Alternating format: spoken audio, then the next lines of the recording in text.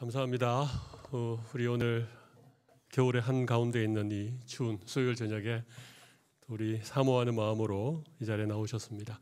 우리 오늘은 속사도 시대라고 하는 그런 이제 교회사에 있어서 두 번째 시대에 해당하는 속사도라는 말이 조금 어렵죠. 여기 속은 이을 속자입니다. 계속할 때 그런 속자죠. 사도를 이은 그런 시대, 그런 의미입니다. 우리 유인물에는 제목을 조금 다르게 기록을 해두었습니다. 사도 후 시대, 사도 후 시대, 속사도 시대나 사도 후 시대나 혹은 이런 표현들도 간혹 찾아볼 수 있습니다. 사도 교부 시대, 사도 교부 시대. 여러분들이 교회사를 공부하면 이런 시대를 구분하는 용어들이 나오는데 속사도 시대, 혹은 사도 후 시대, 혹은 사도 교부 시대, 다 같은 시대를 지칭하는 것입니다. 사도 요한이 가장 오래 살았던 사도인데 거의 한 100년, AD 100년경까지 사도 요한이 생존했을 것이라고 보고 사도 요한이 죽고 난 이후에 부터 우리가 잘 아는 기독교가 공인되었던, 그러니까 AD 100년부터 313년, AD 313년까지 한 200년 조금 넘는 그런 기간 동안을 일컬어 속사도시대, 사도 후 시대, 그렇게 시대 구분을 하게 되어집니다. 그래서 이번 수요일과 다음번, 혹 다음번에 끝이 나지 않으면 그 다음 수요일까지 이 사도 후 시대에 관한 얘기를 좀 나누도록 하겠습니다. 오늘은 주로 박해에 관한 얘기를 하고 다음 시간에는 교부들이 남긴 여러 가지 그 문서들, 그리고 그런 문서들이 왜 필요했는지, 또 이런 과정을 통해서 어떻게 이단과 이렇게 싸우면서 기독교의 교리가 확립이 되었는지, 이런 얘기들 가능하면 좀 해보도록 하겠습니다. 우리 오늘은 사도 후 시대를 전체적으로 개관하고 또 박해 시대에 어떻게 우리의 신앙의 선조들이 믿음을 지켜내고 또 이런 박해로 말미암은 하나님의 구원의 역사가 어떻게 펼쳐졌는지에 대해서 잠깐 생각하면 좋겠습니다.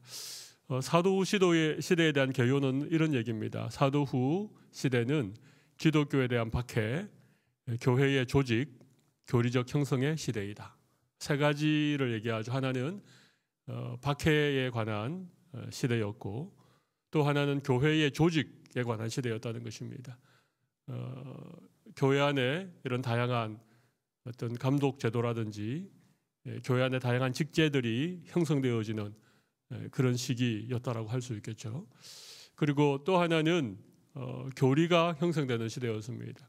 그 당시에 여러 이단들이 발생을 했거든요. 영지주의로부터 시작해서 에비온파 혹은 마르시온 이단, 이런 다양한 이단들이 초대교회에 일어났습니다. 이 이단들과 더불어 교리적인 논쟁을 하면서 지금 우리가 믿고 있는 우리 믿음의 교리가 확립되어지는, 형성되던 그런 시기가 이 사도 후 시대, AD 100년에서 313년 정도까지의 시대라고 말씀드릴 수 있습니다.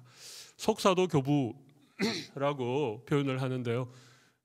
이 속사도 교부는 말 그대로 사도들과 직접 교제했던 교부들 혹은 감독들로 초대 교회사에 아주 중요한 역할을 하셨던 분들이죠.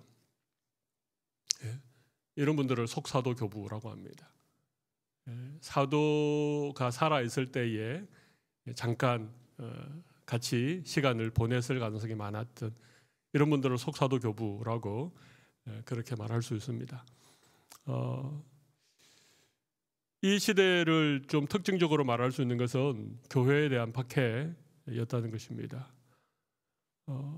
네로 황제가 AD 한 60년 경이죠.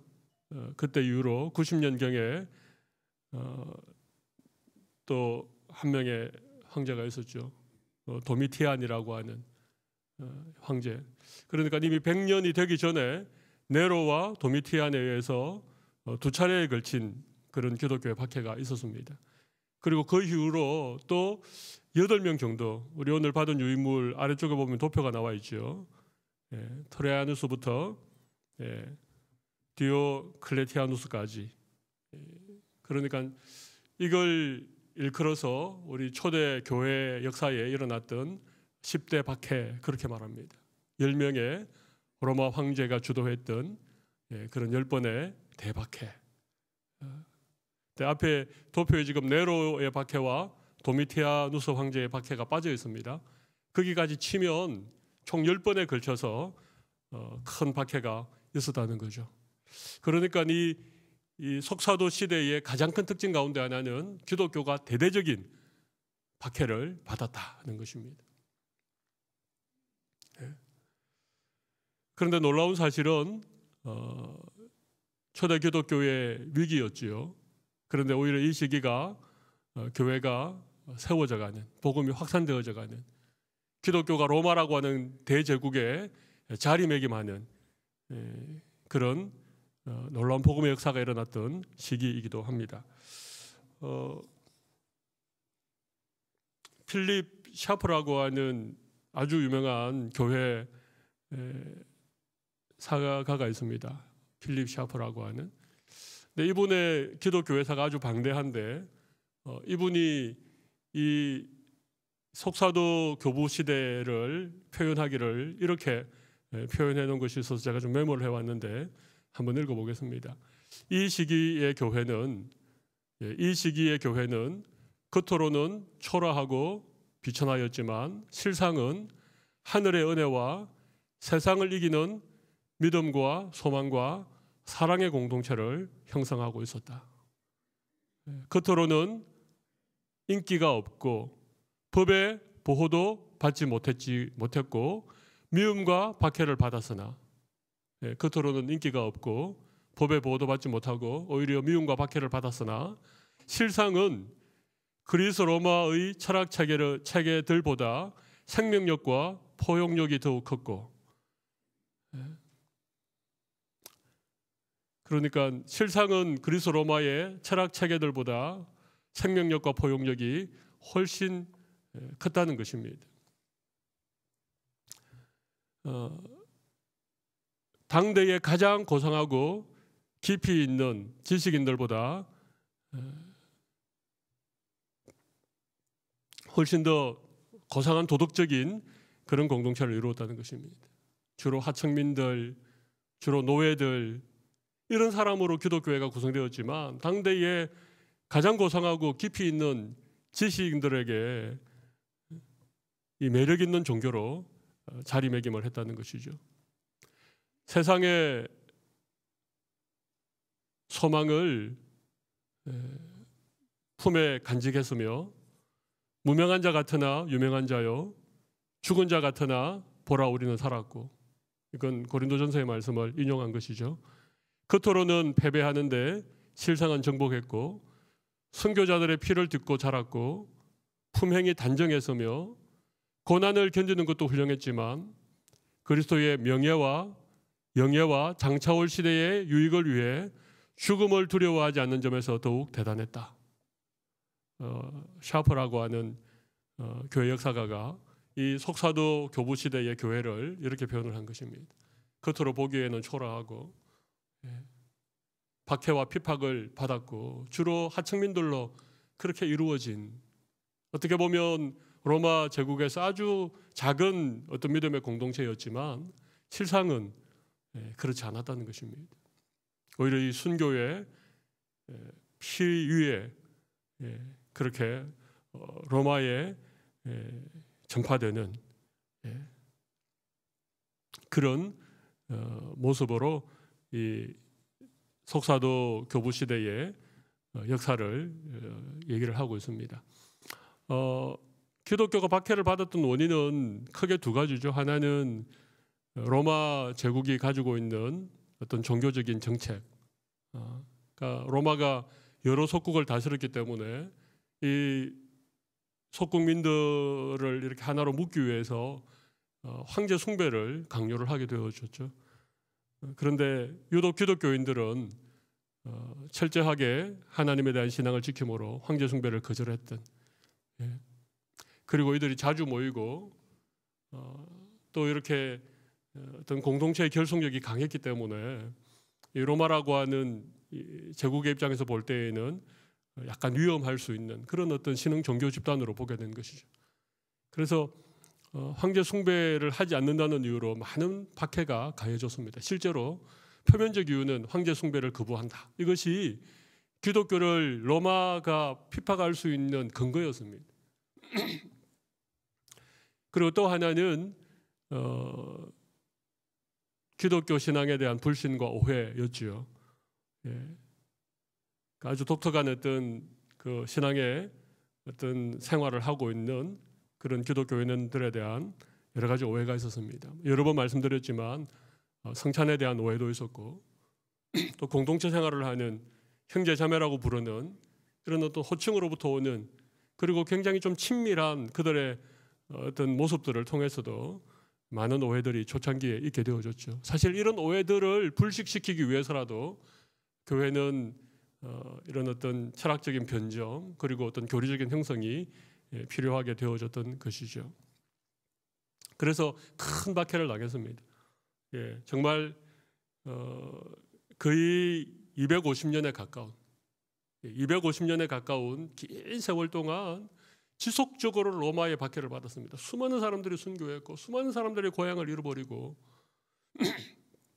이 믿음을 지키기 위해서 고난을 감수하고 핍박을 당하고 순교를 불사했던 그런 시기였죠. 그래서 이때 생겨난 것이 카타콤 아닙니까? 지하 동굴로 믿음을 지키기 위해서 이렇게 숨어 들어갔던 그런 시기였습니다. 뭐 10년도 아니고 20년도 아니고 100년도 아니고 250년 동안. 예.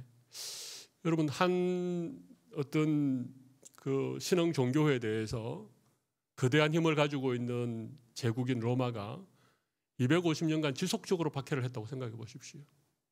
대표적인 10명의 황제를 우리가 말할 수 있겠지만 실제로 뭐 엄청난 박해였죠. 네. 웬만하면 이 정도 이렇게 박해하면 종교가 없어지거나 그렇게 되지 않겠습니까? 근데 신기한 건 우리가 아는 것처럼 오히려 313년에 기독교가 공인되고 한 10년쯤 더 있다가 뭐 그다음 황제가 데오도시우스 황제라고 하는 이 사람이 아예 기독교를 로마의 국교로 지정을 하게 되죠. 그러니까 250년 동안 기독교를 박해했던 결과는 기독교가 로마에 패배한 것이 아니라 기독교가 로마라고 하는 제국을 믿음으로 정복해 버린 것이죠. 오히려 로마라고 하는 국가의 종교가 되어버린 것입니다. 여러분 로마가 원래 강한 나라였지만 로마가 그 이후로 1000년이 넘는 세월 동안 세계를 지배했던 제국으로 남아있었던 이유가 뭔지 아십니까? 기독교를 로마의 국교로 삼았기 때문에 그렇습니다. 그러니까 이 한 250년 이 속사도 교부 시대에 일어났던 어떤 기독교의 박해에 관한 얘기들 그리고 어떤 신앙의 힘과 어떤 한 국가의 어떤 정치적인 군사적인 그런 힘과의 이런 어떤 뭐 대결이라고 할까요? 아니면 이런 관계들을 통해서 과연 믿음이란 무엇인가? 우리가 가지고 있는 기독교 신앙이 어떤 것인가에 대해서 우리가 충분히 알 수 있는 그런 역사의 한 단면이라고 우리는 생각할 수 있습니다. 그 시대가 바로 이 속사도 시대입니다. 아마 교회 2000년 역사 가운데 가장 극심한 박해를 받았지만 가장 찬란하고 영광스러웠던 시대가 이 시대였을 것입니다. 어떻게 보면 교회의 본질을 가장 잘 보여주었던 세상에서 믿음을 가지고 살아가는 그리스도인들의 신앙과 삶의 모습을 가장 잘 보여주었던 시대가 바로 이 속사도 시대라고 말씀드릴 수 있습니다. 그런 점에서 우리가 이 교회 역사를 한 번쯤 생각해 보는 것은 굉장히 우리 믿음에도 유익한 시간이 되리라고 생각합니다. 박해의 원인 말씀드렸고 박해의 결과도 제가 잠깐만 소개를 해드렸습니다만은 좀 정리를 해두었습니다. 여러 가지 결과가 있습니다만은 첫 번째는요 신약 정경의 형성을 촉진했다는 것입니다. 그러니까 우리는 지금 구약 39권, 신약 27권에 66권의 신구약 성경을 가지고 있는데, 실제로 요한계시록이 거의 한 90년, AD 90년경에 기록이 되어졌다라고 보면 사실 이 속사도 교부 시대에는 어느 것이 성경에 포함될 것인지, 어느 것은 포함되지 않을 것인지에 대해서 아직까지 뚜렷한 기준이나 어떤 그런 원칙이 없었던 그런 시대였겠죠, 그죠? 예. 그래서 사실은 뭐 여러 가지 그런 기록들이 참 많이 있었던 그런 시대였습니다. 예. 다음 시간에 제가 말시온이라고 하는 이단에 대해 좀 소개할 텐데, 이 말시온이라고 하는 이 이단 사상을 가진 사람이 신약 성경의 대부분을 부정해 버렸습니다. 예. 복음서 중에는 마태복음 정도, 그 다음에 바울의 서신서 중에도 다 성경이 아니라고 부정하고 그 가운데 몇 권 정도, 이런 이단들이 나타나서 성경의 권위에 대해서 도전하니까 교회는 빨리 이 사도들의 기록인 성경을 정경으로 이렇게 확립하는 것이 필요하게 된 것이죠. 그래서 이 시대는 구약 성경은 이미 정경으로 형성이 되어져 있었고, 신약 성경을 정경으로 이렇게 결정하는 그런 일들이 일어나게 된 것입니다. 두 번째는 교회 직제가 형성되어졌다는 것입니다. 이 감독이라고 하는 제도가 자리매김하는. 디모데후서에 보면 감독에 대한 자격이 나오고 장로들에 대한 자격이 나오는데, 사실 이 감독과 장로는 같은 직분입니다. 근데 장로들은 한 지교회, 지역교회의 어떤 지도자로서 새가족들을 가르치고 또 세례를 베푸는 이런 일들을 했다면, 감독은 몇몇 교회를 관할하는 이런 의미에서의 감독이라고 하는 제도가 생겨나게 된 것이죠.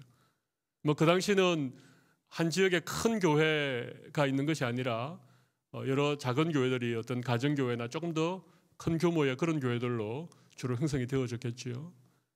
그러니까 이런 여러 교회들을 관할하는 그런 어떤 감독이라고 하는 이런 교회 제도가 뿌리 내리게 된 것입니다.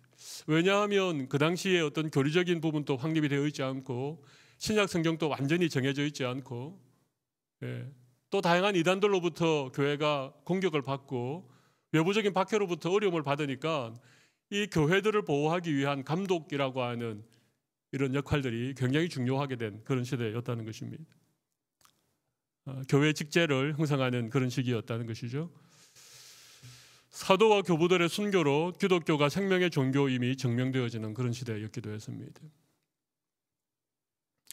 뭐 피박을 받고 고난을 당하는 것을 넘어서서 많은 사람들이 순교를 당해도 자기의 믿음을 부인하지 않으니까, 과연 이 종교의 정체가 무엇인가, 죽음도 불사하는 이들의 믿음이 도대체 무엇인가. 그래서 예수님의 십자가의 죽음과 부활에 대해서 주목하기 시작했고, 이 기독교는 생명의 종교구나 하는 이 사실이 암암리에 많은 사람들에게 그렇게 퍼져나가게 되어진 그런 시기였다는 것입니다. 기독교 진리를 세계에 알리는 계기가 되었죠. 기독교의 진리를 전파하는 그런 계기가 되었습니다. 교회와 국가의 구별을 명확히 하게 되어진 것입니다. 그 당시 로마라고 하는 제국은 국가가 곧 종교였죠. 황제가 신이었으니까요. 그러니까 국가와 종교는 구분되지 않은 것이었습니다. 사실은 이 로마 제국 이전까지 거의 대부분의 고대 제국은 이 종교와 국가가 그죠? 늘 하나였죠. 그러니까 신정 일치가 되어지는, 신앙과 정치가 일치가 되어지는 그런 국가들이 거의 다 고대 국가였습니다. 그런데 이 기독교라고 하는 이 새로운 종교는 국가와 완전히 좀 다른 어떤 그런 형태를 가지게 된 것입니다. 그래서 이제 정치와 종교가 분리되어지는 어떤 새로운, 어떻게 보면 고대 사회에서 어떤 새로운 시대를 열어가는 그런 역할들을 사실은 기독교 복음이 공헌하게 된 것이지요. 이런 점에서도 의미를 둘 수 있다라고 생각을 할 수 있습니다. 그리고 마지막으로는 그리스도는 구주요 하나님의 아들이심이 점점 세계적으로 확산되어져 갔다는 것입니다.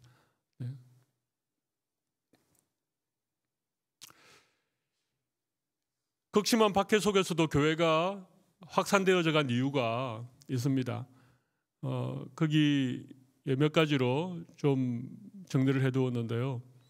첫 번째는 누가 뭐라 그래도 성령님의 강력한 역사가 있었다는 것입니다. 인간의 힘으로 어떤 한 종교의 힘으로 감당해내기 어려운 그런 박해였고, 그런 박해 속에서도 끊임없이 믿음이 지켜지고 그것이 확산되어져 간 것은 교회 가운데 역사하시는 성령님, 그리고 성도들의 각 개인의 심령 가운데 역사하시는 성령의 강력한 역사가 아니면 설명할 길이 없다는 것입니다. 어떻게 연약한 인간이 그 죽음 앞에 그렇게 담담할 수 있는가? 사자들이 입을 벌리고 달려오는데도 사랑하는 딸의 손을 잡고 어떻게 그렇게 태연하게 죽음을 맞이할 수 있는가? 이건 설명할 수 없는 것이죠. 이건 성령님의 강력한 역사였다. 또 하나는 성도들의 전도의 열기였다는 것입니다. 복음이라고 하는 것은 너무나도 기쁜 소식이기 때문에 내 가까운 가족, 내가 살아가는 그 누군가에게 이 복음을 전하지 않고는 견딜 수 없는 그런 어떤 전도의 열정에 이 시대에 그리스도인들이 사로잡혀 있었다는 것입니다. 핍박을 받았지만 계속해서 지하로 계속해서 복음이 전거되어지는 그런 어떤 전도에 대한 구령의 열기가 대단했던 시대였다는 것입니다. 또 하나는 가난한 자들에 대한 구제에 힘썼다는 것입니다. 그 당시는 가난한 자들이 참 많았죠. 근데 교회는 이렇게 서로의 것을 이렇게 함께 나누고 가진 자가 가지지 못한 자와 더불어 이렇게 서로 돕고 섬기는 이런 공동체였지요.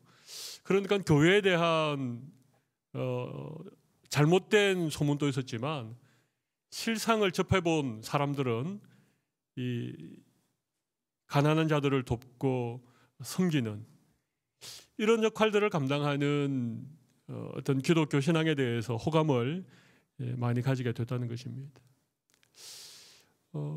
비슷한 의미입니다만 봉사와 구제로 하나가 되었다는 것입니다. 그 당시에도 수많은 전염병들이 일어나게 되어졌습니다. 그 당시에 어떤 전염병이 돌면 모두 다 마을을 떠나버리고 전염병에 걸린 사람은 어쩔 수 없이 그냥 질병을 앓다가 죽어가는, 그리고 기적적으로 그 가운데 회복되어 살아나는, 이게 다였는데 그 당시 기록에 의하면 이 기독교인들은 전염병이 창궐한 지역으로 오히려 들어갔다는 것이죠. 그래서 그곳에 가서 병에 걸린 사람들을 돌아보고 그들을 먹이고 이런 일들이 몇 차례 반복되어지면서 그 당시 사람들에게는 굉장히 신선한 충격이었고, 이런 것들이 기독교가 확산되어지는 결정적인 그런 계기를 마련했다는 것이죠. 또 하나는 박해에도 굴하지 않는 그런 믿음이었습니다. 믿음을 지키기 위해서 핍박을 받고 부모로부터, 가족으로부터 배척을 받고 어떤 사회로부터 그렇게 핍박을 받는 그런 상황 가운데에서도 믿음을 지켜내는 이 기독교인들을 바라보면서 그 시대의 많은 사람들이 대체 저들의 믿음이 무엇인가, 이런 점들에 대한 생각들이 점점점 퍼져나가게 된 것이죠. 또 하나는 고상한 도덕적인 생활입니다. 우리가 로마가 많이 타락했다는 얘기는 들어보셔서 알겠지만, 그런 타락한 시대에 아주 높은 도덕적인 그런 삶을 살아가는, 사회적인 의무와 책임을 다 하고 있는 이런 모습들이 기독교 공동체에 대한 새로운 시각으로 로마 제국 안에 자리매김을 하게 된 것입니다.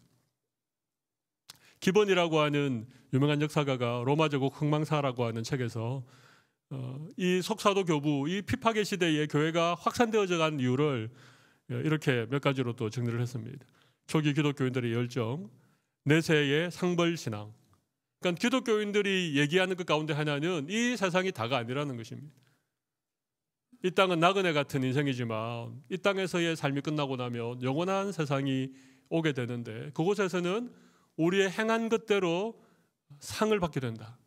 이 상급에 대한 어떤 신앙, 내세에 대한 어떤 믿음이 굉장히 새로운 그런 어떤 신앙의 모습으로 전파되어졌다는 것이죠. 그리고 기적의 능력이라고 하는 부분을 이 그 기본이라고 하는 교회 사가는 좀 들고 있는데요. 실제로 우리가 사도행전에 보면 복음이 전파되어지는 곳마다 기적이 많이 일어나죠. 병자가 고침을 받거나, 뭐 또 심지어 죽은 자가 뭐 살아나거나 이런 일들이 있지 않습니까? 근데 이 속사도 시대에도 계속해서 복음이 처음으로 전해지는 지역들이 많았고 또 기독교가 박해를 받고 있는 그런 상황이었기 때문에 이 놀라운 기적들이 일어났다는 것입니다. 실제로 어떤 병자들이 고침을 받는다든지 어떤 이성적인 그런 머리로는 도무지 이해되어지지 않는 이런 어떤 기적들이 곳곳에서 일어나게 되어진다는 것이죠. 실제로 이 당시 교회사를 이렇게 읽어보면 그런 기록들이 곳곳에 기록되어져 있습니다. 그리고 순결한 도덕, 뭐 이건 여러 번 강조되는 것이죠. 그 당시 사람들과는 전혀 다른 아주 높은 수준의 이런 어떤 윤리 도덕적인 생활을 하고 있는 이런 것들이 사람들에게 본이 되고 그것이 복음이 확산되는 데 중요한 계기가 되어졌다는 것입니다. 또 하나는 조밀한 교회 조직입니다. 이거 뭐 어떤 얘기인가 하면 제가 아까 감독 제도를 얘기했죠. 그러니까 그냥 한 교회가 한 교회로서만 존재하는 것이 아니라 교회들 간에 서로 긴밀하게 연결되어져 있다는 것입니다. 어떤 교회가 어려움을 겪는다. 그러면 주위에 있는 교회들이 그 교회를 뭐 물질적인 어려움이 있으면 물질적으로 돕고 어떤 신앙적인 어려움이 있으면 또 누군가 지도자가 그곳에 파견되어져서 신앙적으로 지도하고 이런 식으로 교회 그 당시 교회들이 긴밀하게 서로 이렇게 연결되어지고 어떤 감독이라고 하는 이런 제도를 통해서 교회들이 이렇게 잘 세워지게 되는 이런 부분이 있었다는 것이죠. 어떤 핍박을 받거나 어떤 교회 안에 박해가 일어날 때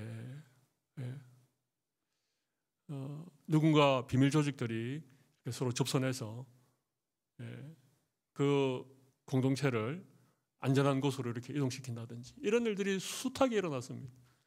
그래서 모여든 곳이 카타콤 아닙니까, 그죠? 아무도 모르는 그런 곳으로. 그러니까 한 곳을 이렇게 핍박해서 그곳의 교회를 말살했다고 생각하는데 실제로는 전혀 다른 형태로 교회는 계속해서 터전을 옮겨가면서 계속해서 교회는 성장해가고 있었던 이런 일들이 끊임없이 일어났던 그런 시대였다는 것입니다.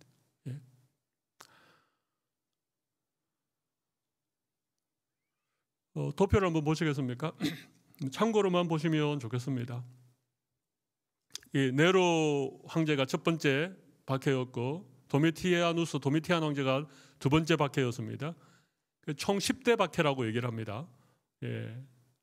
그리고 이제 속사도 시대에 사도 시대에 일어난 박해로서는 트리아누스라고 하는 AD 97년에서 117년 동안 제위에 있었더니 트리아누스라고 하는 황제 때 황제 숭배를 강조함으로 그렇게 박해를 했습니다. 여기 보면 비밀결사, 사회생활 부조화 이런 건 기독교에 대한 오해죠, 그죠? 이들이 비밀리에 모여서 뭐 이상한 그런 어떤 종교의식을 가지는 이런 부분들이 다 오해가 되어지고 이들을 박해했던 이유는 황제 숭배를 거부하는 것을 가지고 박해를 했습니다. 이때 유명한 속사도였던 ig나티우스라고 하는 분이 순교를 당하게 됩니다. ig나티우스의 순교 장면은 교회사에 굉장히 잘 알려진 그런 얘기입니다. 이분이 로마로 이렇게 압송을 되어져 오는데 많은 사람들이 그곳에 가지 말라고 권유를 하게 되어집니다. 근데 ig나티우스는 자기가 순교당하는 것을 영광으로 생각하고 자기의 육신이 이렇게 맹수의 밥이 되는 것을 정말 자기의 삶의 가장 큰 영광으로 그렇게 고백하면서 로마의 원형 경기장으로 들어가게 되는 뭐 이런 얘기들은 여러분 들어보셨죠? 실제로 ig나티우스는 사자의 밥이 됩니다. 뼈들이 다 으스러질 정도로 그렇게 순교를 당하게 되어지죠. 제가 다음 시간에 교부들 얘기할 때, 속사도 교부들 얘기할 때 ig나티우스 얘기를 조금 더 드리도록 그렇게 하겠습니다. 하드리아누스라고 하는 황제 때에도 똑같은 아직까지 기독교에 대해서 정오하는 이런 이유들로 인하여서 박해를 당하였습니다. 마르코스 아우렐리우스라고 하는 분은 철학가죠, 황제이면서도 철학가였던. 그래서 로마 황제들 가운데는 굉장히 존경받는 황제인데 이분도 기독교를 박해를 했습니다. 근데 이때 순교를 당했던 분 가운데 유명한 분은 그 저스틴이라고 하는, 유스티누스랑 저스틴은 같은 사람입니다. 그리고 서머나의 감독이었던 폴리갑 이런 분들이 순교를 당했죠. 폴리갑은 85년 동안 한 번도 주님이 나를 부인하지 않았는데 내가 어떻게 주님 부인하겠습니까? 그렇게 화형을 당했던 이런 어떤 얘기도 있지요. 그리고 그 다음에는 뭐 이레니우스나 오리겐 들어보셨죠? 동방교부 가운데 가장 유명했던 오리겐 같은 분도 이때 순교를 당하고 쭉 그렇게 해서 총 8차례 네로와 도미티안까지 합하면 총 10번에 걸친 기독교의 박해들이 있었습니다.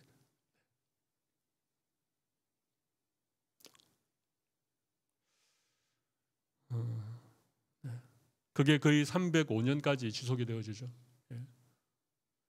313년에 여러분 그때 황제가 누굽니까? 기독교를 공인한 황제가 누굽니까? 콘스탄티누스 황제죠, 그죠? 네, 많이 들어보셨죠?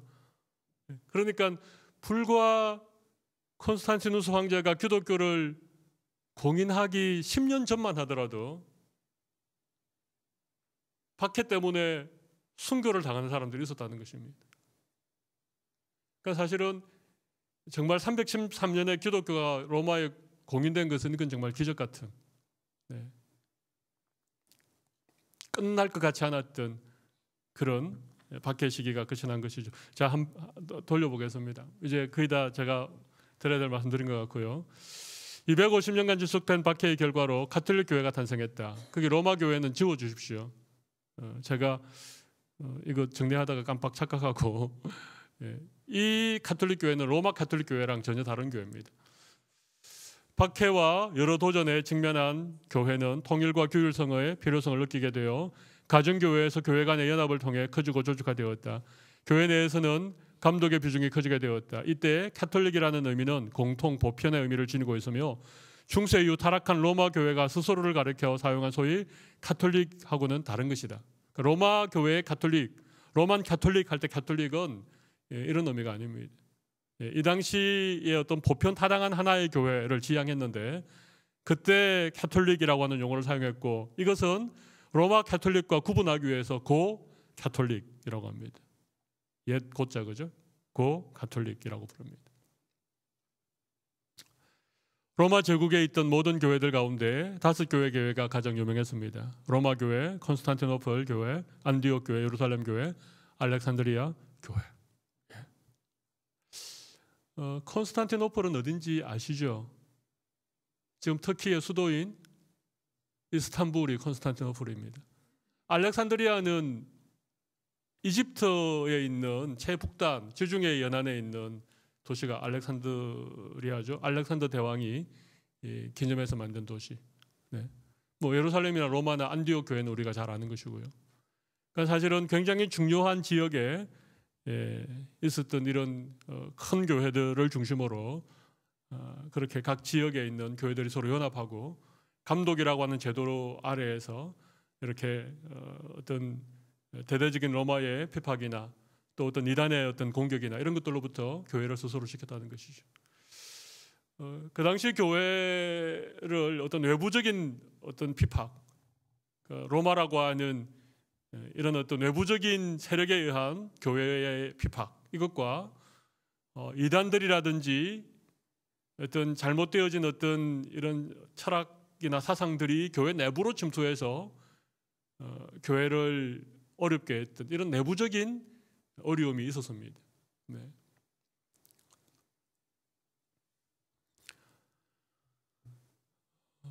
거기 밑에 한번 보실까요? 동방교회와 서방교회 사이에는 언어 철학적 경향과 같은 차이점이 있었음에도 불구하고 교회의 수장이 없어도 하나의 가톨릭 교회를 이루고 있었다.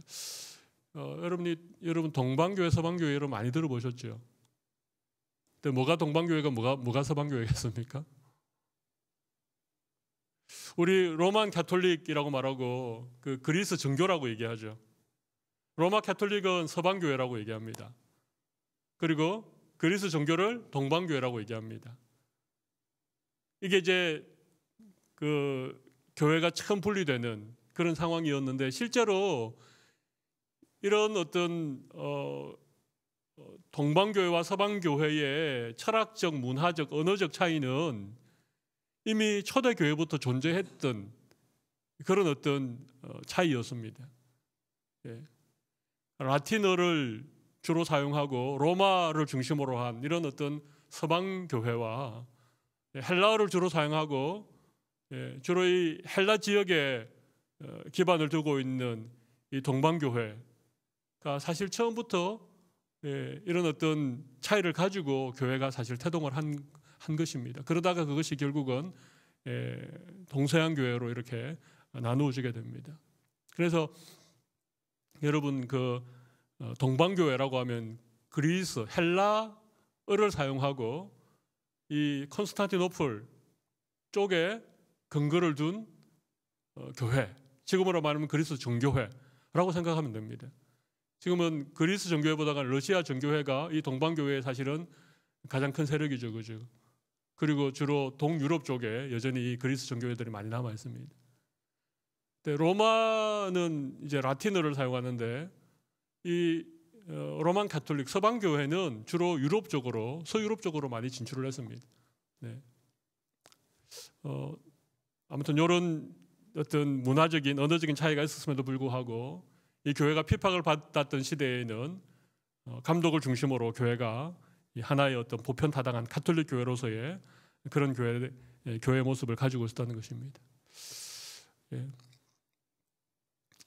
그리고 이제 교회가 이런 어떤 이렇게 로만 가톨릭과 그리스 정교회를 이렇게 나누어지면서 교회의 분열이 이제 점점 가수가 되어지죠. 예. 교회의 어떤 분열에 대한 역사를 부정적으로 보는 시각이 있고 긍정적으로 보는 시각이 있습니다. 예. 복음은 변하지 않지요, 그죠? 네. 근데 어떤 문화, 어떤 국가, 어떤 언어에 따라서 이 복음은 다양한 모습을 입게 되어 있습니다, 그죠? 네. 바울도 헬라인에게는 헬라인의 모습으로 복음을 전했고 유대인들에게는 유대인에게 맞는 복음을 전했지 않습니까? 그러니까 복음이 바뀌는 건 아닙니다만은 복음이라고 하는 것은 시대와 역사와 문화를 관통하는 것이거든요. 그러니까 어떤 지역에 혹은 어떤 문화 속에서 복음이 다양한 모습으로 그렇게 나타나는 것은 이상한 것이 아닙니다. 그러니까 동방 서방 교회가 차이가 나고 결국 조금 다른 어떤 교회 모습으로 그렇게 나뉘어진 것은 이것은 꼭 교회가 분열했다라고 보는 쪽보다는 그 시대와 문화에 맞는 복음의 옷을 입었다라고 긍정적으로 보는 관점들이 있다는 것이죠. 저는 좀 긍정적으로 보는 것이 맞지 않을까 그렇게 생각을 합니다. 왜냐하면 교회의 역사는 성령의 역사고 하나님의 역사이기 때문에. 아무튼 이런 동서양 교회에 그런 분열이 있기 이전에는 교회가 가톨릭, 하나의 보편타당한 하나의 교회였다는 것입니다. 또 한 가지의 특징은 교부들의 등장과 사사가 아니고 사상의 발달이 있었던 시대입니다. 기독교 사상이 발달했던, 특별히 교부들이 그런 어떤 변정과 또 철학과 맞서고 이단과 싸우면서 어떤 기독교의 이런 어떤 교리와 사상을 이렇게 체계화했던 그런 시대였다는 것입니다. 헬라 철학, 동방 신비 종교, 유대율법주의 등의 사상들이 교회에 들어와 신앙적 혼란을 초래하였다. 또 영지주의나 신플라톤주의 등으로 혼란한 문제에 변정가들이 등장하게 되었다는 것입니다. 기독교를 변정하는 이런 사람들이 많이 등장했습니다. 그래서 교부들 중에는 탁월한 어떤 학자들, 탁월한 변정가들이 많이 있어지게 된 것이죠. 그런 시대였습니다. 또 하나는 신약 성경, 27권의 신약 성경이 형성되어지던 그런 시대였다고 말씀드릴 수 있습니다. 사도 후 시대의 교회의 모습은 어땠을까요? 교회 정치 제도의 발달과 갈등이 있었습니다. 감독과 장로 역할이 구분되었고, 장로는 감독이 회중의 동의를 얻어 명하는 제도로 정착하게 되었습니다. 감독권이 강화되어졌습니다. 아까 말씀드렸던 이단과 대처하기 위해서 여러 가지 어떤 고난이나 핍박에 교회가 맞서기 위해서 감독의 강력한 리더십이 필요했던 그런 시대가 되어졌다는 것이죠. 이단과 분파가 발생함에 따라 감독이 변정 책임을 맡게 되었다. 처음에는 감독이었지만 나중에는 이들이 어떤 변정 교부로서의 역할들을 감당하게 되는 것입니다. 동서교회로 분리되는 이런 일도 이 시대에 일어나게 되는 것입니다. 기독교 신앙의 변절자를 처리하는 과정에서 교회 분열이 생겼다. 이단들이 발생하게 되어지고 또 교리를 확립하는 가운데에서 그런 사람들을 처리하는 문제가 생겨지고 또 어떤 치리, 교회 안에 치리라고 하는 이런 제도가 정착되어지는 그런 시간들이기도 했습니다. 이건 제가 다음 시간에 좀 말씀을 더 드리도록 하겠습니다. 신앙적인 측면은 어땠을까요? 주일 예배가 정착이 되었습니다. 지금 우리 개신교회에서 드리는 예배의 가장 전형적인 모델을 이 속사도 교부 시대의 예배에서 원형을 찾거든요. 그러니까 이 이후에 이제 기독교가 로마의 국교가 되어지고 이제 어떤 교황 제도가 확립되어졌던 막 예배가 화려해지고 형식적이 되어지고 이랬던 시대 이전, 그러니까 속사도 시대에 드렸던 교회들의 예배, 이것을 지금 개혁주의 교회들은 거의 예배 원형으로 보고 있습니다. 그러니까 지금 우리가 드리는 예배의 모습을 어디에서 찾느냐 하면 이 속사도 교부 시대의 예배에서 찾는다는 얘기입니다. 예. 카타콤이 유행하게 된 거죠. 순교자와 순교자 유무를 존중하는 분위기가 생겨나게 되었고 박해와 순결의 삶을 강조하게 되어졌다는 것입니다. 마지막으로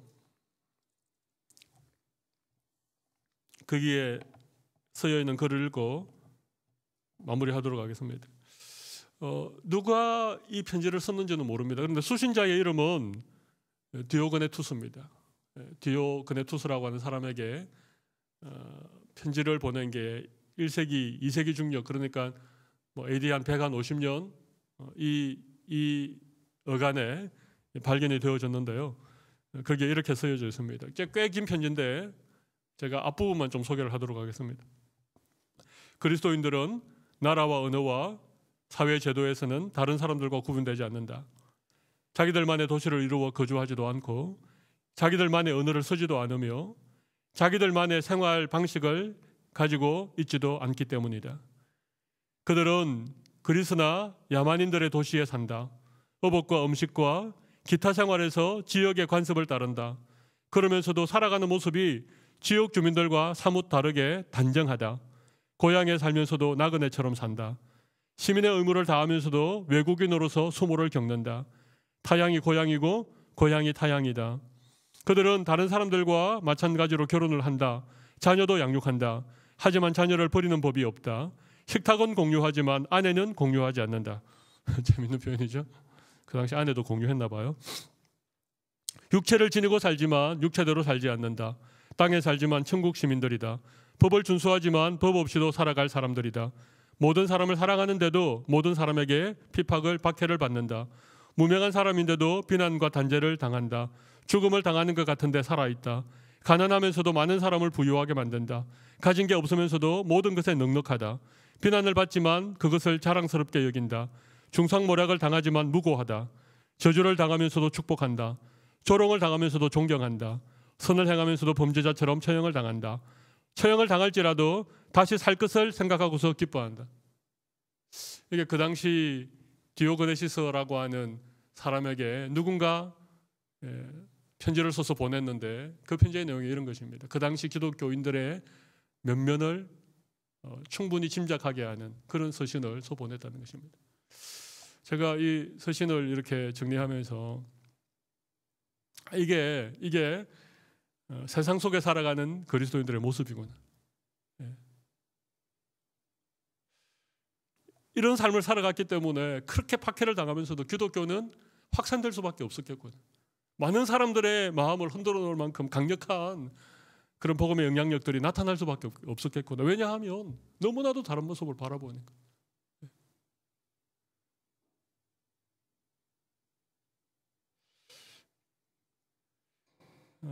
너무나도 신앙생활하기 좋은 우리 시대를 살아가고 있는 그리스도인의 한 사람으로 참 좀 죄송하기도 하고 또 이렇게 자신을 돌아보는 그런 시간이 된 것 같습니다. 복음은 변하지 않았죠. 하나님도 여전히 살아계십니다. 복음을 믿는 우리들이 복음에 합당한 삶을 과연 살고 있는가?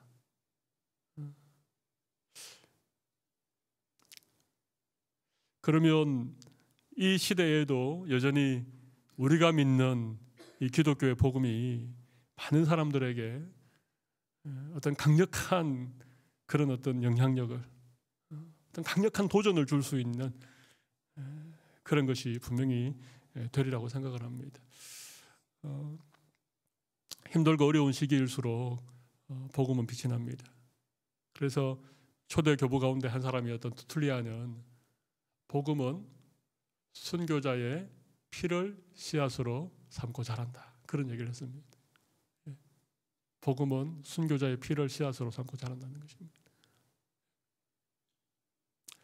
정말 우리가 믿는 이 믿음이 진리라면, 우리가 가지고 있는 이 복음의 생명이라면, 우리에게 영원한 하나님의 나라에 대한 분명한 소망이 있다면 우리가 이 땅을 살아가는 모습들이 좀 다르겠죠. 뭔가가 달라도 다른 게 분명히 있으리라고 생각을 합니다. 그것 때문에 사람들이 믿음에 대해서 궁금해하고 교회에 대해서 궁금해하고 우리가 믿는 하나님에 대해서 그들이 가지고 있었던 그런 잘못되어진 생각들을 바꿀 수 있는 그런 도전들이 주어지지 않을까 생각을 해보게 되어집니다. 우리 다음 시간에는 이제 교부들의 면면을 좀 살펴보고 또 그 당시에 일어났던 이단들에 대한 얘기도 잠깐 나누었으면 좋겠습니다. 우리 이 시간 한번 기도하면 좋겠습니다.